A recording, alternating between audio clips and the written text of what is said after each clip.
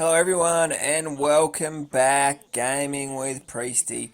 Newcastle Jets in the EFL Championship, and we open up today's episode at the Kiyan Prince Foundation Stadium against QPR, and I got a feeling that this game was just all sorts of trouble for us from memory.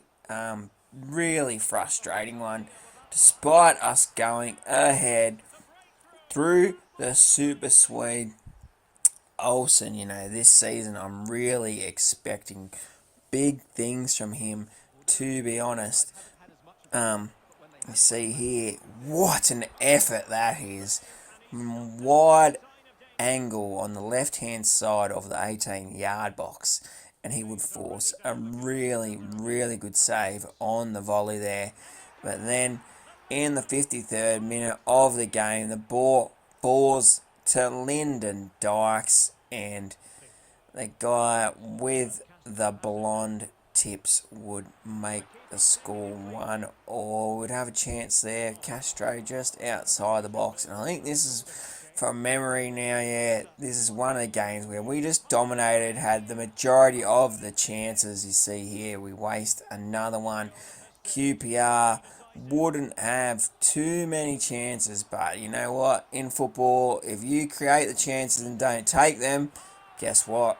Down the other end, you're gonna get absolutely punished. And Amos there would score the winner for QPR 2-1. That was such a disappointing result. I thought we were a lot better than QPR in that game. I could have accepted the 1-1 draw, but to lose was really, really disappointing. And we move into the next round of the Carabao Cup against Burnley at Turf Moor. See here, our second string lineup as usual in the Carabao Cup, and we're on another really nice run in the Carabao Cup. Just a competition we really seem to enjoy, and this was some really good football.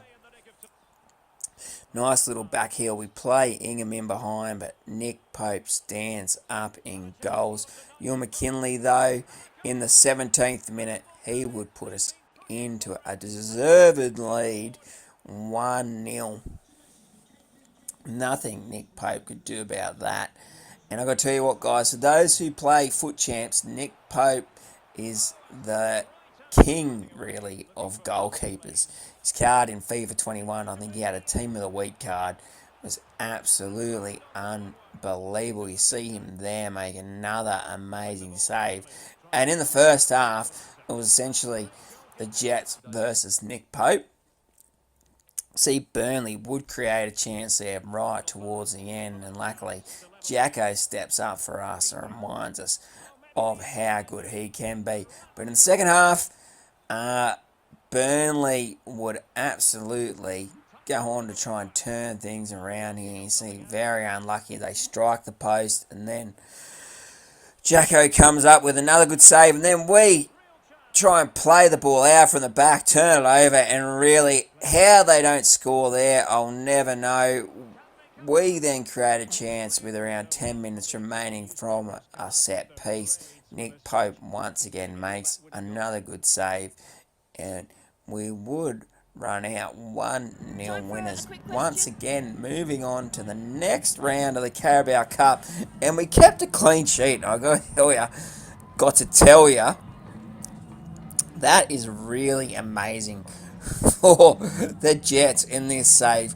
We really, really struggle to stop our opponents from scoring. I'm not sure what it is, but I just find it incredibly difficult.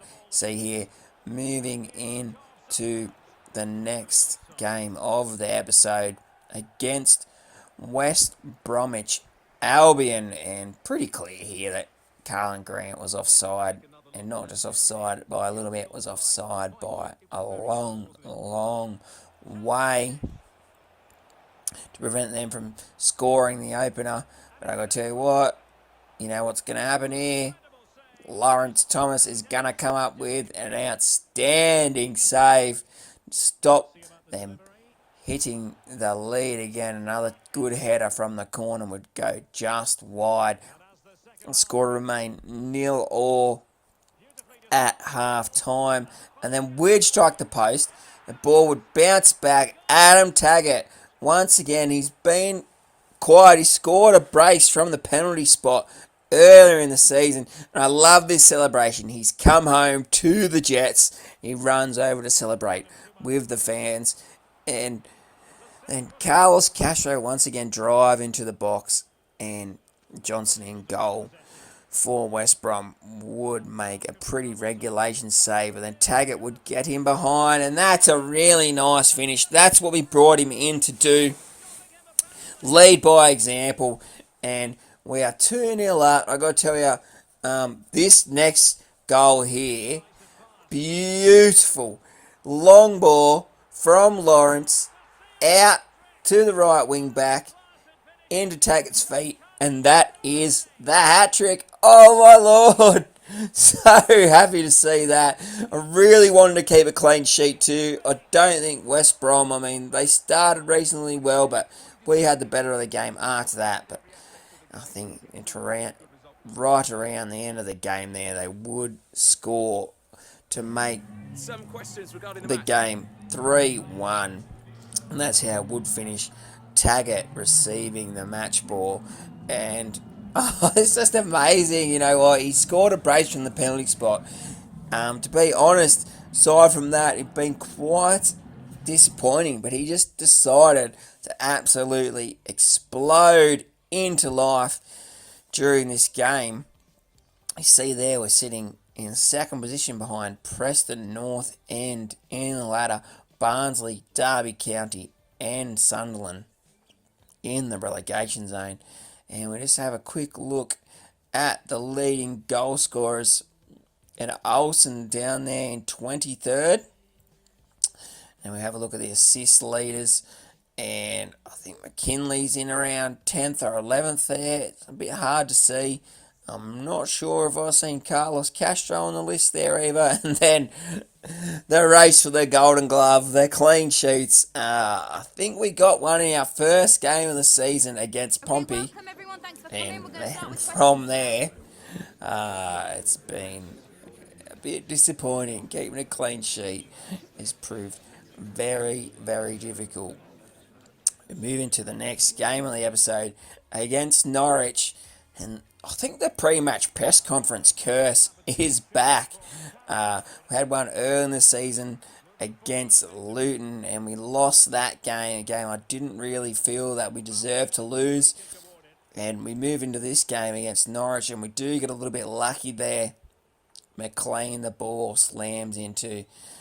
I'm not sure here. Oh, no, he's got his hand out. You can't really complain about that one. And young Mitchell would step up again. Oh, really, really like this kid. Having the courage to step up and take the penalties. He's scoring that beautiful looking through the camera celebration there. And you know what? I thought we were all over the Canaries to start this game. McKinley would get in behind here. An absolute massive save there. Could have easily been 2-0. But they go down the other end. Josh Sargent plays the ball through for Rashika, and absolutely nothing Lawrence Thomas could do in goals about that. I got to tell you, that's so frustrating. Like, we've been playing so well. I don't think the Canaries, that was the first chance they had, and they come down our end. And it was a nice bit of play, but for them to score their first attacking effort was a hard pill to swallow. And I've got to tell you, on their second attacking effort, they made the score 2-1. That's a beautiful turn, though, by Sargent. He played in the Bundesliga last season, moved to Norwich this season. Young American, I believe. He would make the score 2-1.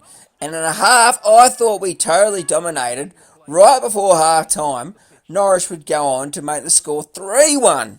And I was like, you've got to be absolutely kidding me. We absolutely we're all over him for the majority of that first half. And then we see Clinton go down in the background there. Lawrence Thomas comes up with a big save to save our blushes once again. Score remained at 3-1. But then Rashika, though, with around 10 minutes to go, that was a frustrating goal to let in. I thought we win it. We go to pick it up.